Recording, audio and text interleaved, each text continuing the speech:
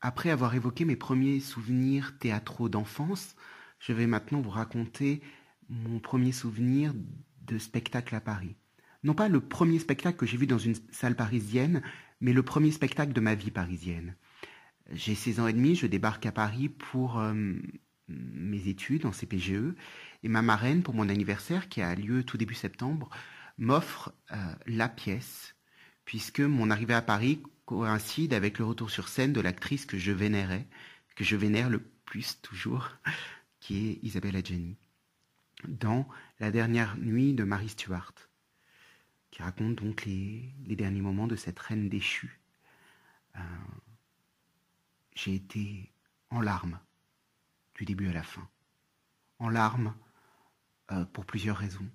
Déjà de rencontrer, de faire face à une actrice que j'admirais déjà profondément, de voir son aura de star et la puissance qu'elle véhiculait, mais surtout en larmes par la claque théâtrale que je me suis prise, par le jeu d'une puissance, d'une subtilité infinie.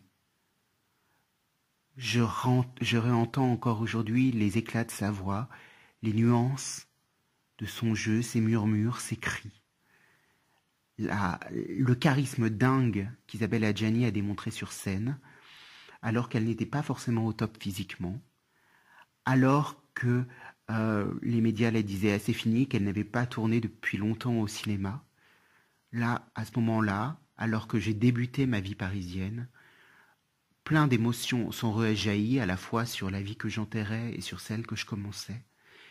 Plein d'émotions sont rejaillies devant l'immensité du talent de cette femme-là, qui se donnait corps et âme et qui me donnait une grande leçon de théâtre.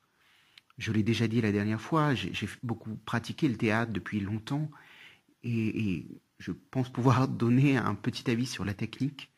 Et ce jour-là, je me suis pris une grande leçon de théâtre, de technique, de présence et d'intensité. Pas la moindre fausseté, pas le moindre surjeu, pas le moindre cabotinage. C'était d'une infinie puissance. J'ai évidemment vu depuis des spectacles plus réussis, des textes bien plus beaux, bien plus riches.